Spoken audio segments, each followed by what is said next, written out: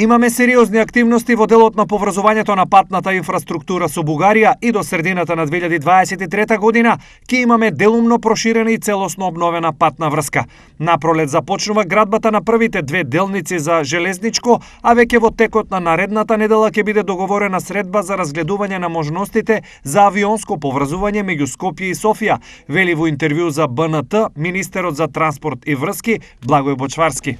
Сакаме авиопревозниците да најдат своја исплатливост во оваа линија и заради тоа сме отворени да дискутираме да се вклучат и туристички агенции, да се вклучат и сите заинтересирани страни, бизнис комори, компании кои што имаат некаква можност за соработка помеѓу двете земји, за да се најде исплатливост на оваа линија. Софија-Скопје, можеби Тирана, Софија-Скопје, можеби Атина или било која трета релација. Бочварски во интервјуто за БНТ вели дека имале одлични средби во Софија на кои што разговарале на повеќе теми, вклучително за поврзување на патната инфраструктура помеѓу двете земји, но и за железничката инфраструктура и отварањето на авионска линија. Ние веќе од нашата страна работиме на изградба на нов експресен пат на една делница меѓу Ранковци и Крива Паланка.